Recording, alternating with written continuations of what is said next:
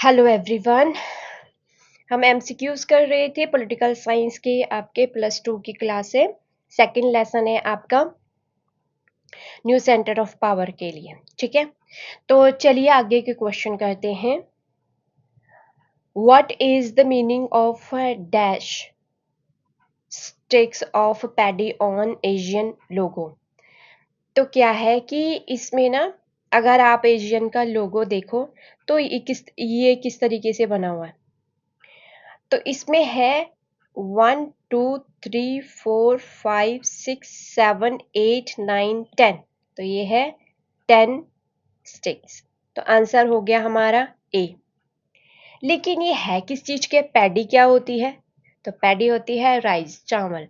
चावल की जो डंडी सी नहीं होती है, तो वो उसमें एक एक किस्म से प्रेजेंट करता है कि हम मतलब हमारी फ्रेंडशिप है और सॉलिडेरिटी है, एक दूसरे के साथ बंधे हुए हैं। जब ना चावल काट दो ना, तो उनको जैसे मतलब पक गया है कि चावल अगर पक जाता है, तो जब उसको काटते हैं ना, तो जब उसको मतलब हाथ में रख के फिर उसके बाद हल्का बांध देते हैं उसको ताकि बिखरे ना हो। ठीक है, तो इस तरीके से वो एक किसी ने सिंबल सा बनाया हुआ है एशियन का। चलिए, नेक्स्ट क्वेश्चन है, what is the full form of ARF? ARF का मीनिंग यहाँ पे ये है कि ये बना था 1994 में। समझ आया? तो ये रीजनल फोरम बना था,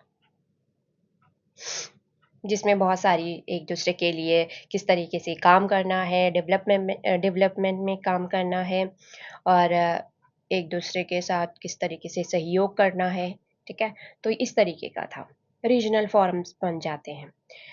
नेक्स्ट क्वेश्चन है, ये FTA क्या होता है? ये होता है फ्री ट्रेड एरिया। भारत इसका हिस्सा 2010 में बना, बट ये FTA का हिस्सा है। भारत जो है वो FTA का हिस्सा है, ASEAN का नहीं। ASEAN का तो है ही नहीं भारत हिस्सा, लेकिन इसका जरूर है। ठीक है, तो थोड़ा जानकारी आपके लिए। नेक्स्ट देखते हैं,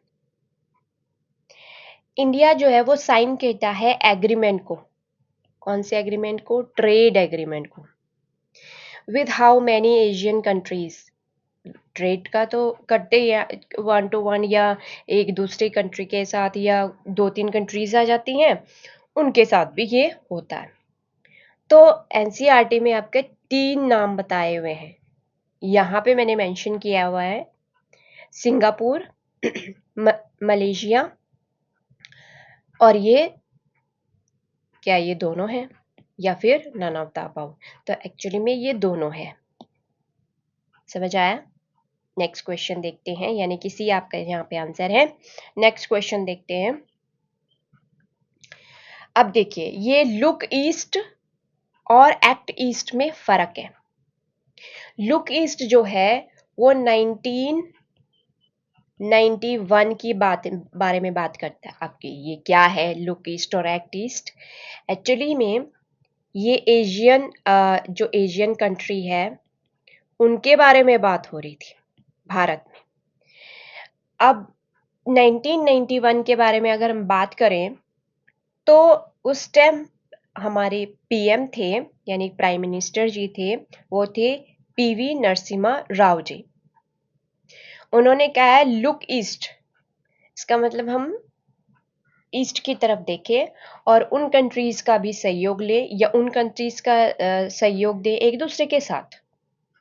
ठीक है, डेवलपमेंट में कैसा हो, एक दूसरे का जैसे इकोनॉमिक लेवल पे, बहुत सा और भी, कल्चरल हो गया, सोशल हो गया, सारी इस तरीके से हम एक दूसरे का सहयोग करें।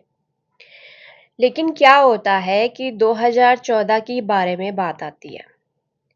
प्रधानमंत्री जी हैं इस टाइम नरेंद्र मोदी जी, और वो इसी को लुक ईस्ट का जो नाम है वो चेंज कर देते हैं एक्ट ईस्ट में। वो कहते हैं कि एक्ट करें ईस्ट की तरफ। ठीक है, फिर वो इसमें जो है वो ये जोड़ते हैं कि आसियान कंट्री है ही है, लेकिन जैसे चाइना है, जापान है या फिर साउथ कोरिया है, इसको भी साथ में लेके चलते हैं। मतलब इनके साथ भी सहयोग, जैसे भी जो ट्रेड होती हैं उनके साथ करें या फिर उनकी हेल्प लें, उनको हेल्प दें, एक दूसरे के साथ सहयोग, ताकि सारा जो इकोनॉमिक लेवल पे हो या सोशल हो, कल्चरल हो, सब लेवल पे जो है वो सहयोग एक दूसरे का इस एक्ट के अंतर्गत आया।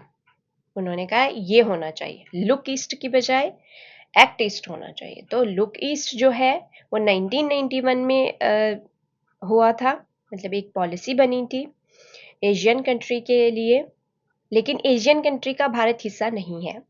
फिर है एक्ट ईस्ट के बारे में। एक्ट ईस्ट जो है वो 2014 में आया। नरेंद्र मोदी जी इसके बनाने वाले जो है प्रधानमंत्री होते हैं, मतलब अभी भी हैं, लेकिन उस टाइम के बारे में बात कर रही हूँ मैं। ठीक है, नेक्स्ट क्वेश्चन है, ये जो अभी हुआ 2024 में ना एशियन का समिट हुआ था, तो वो कौन सी कंट्री में हुआ, वो होस्ट कौन सी कंट्री कर रही थी?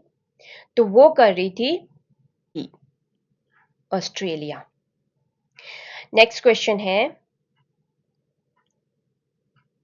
एशियन के साथ जब हमने ऐसा ऐसा है कि क्योंकि हमारे मतलब एक किस्म से एग्रीमेंट हुए हैं एशियन के साथ, लेकिन हिस्सा नहीं है हम, क्योंकि वहाँ तो 10 मेंबर अपने अलग ही हैं। सेलिब्रेट किया था एक दूसरे के साथ डायलॉग पार्टनरशिप में। तो ये 25th एनिवर्सरी थी। तो ये कौन से उसमें मतलब कौन से ईयर में मनाई गई? 2018 में, 17 में, 16 में या 9 में?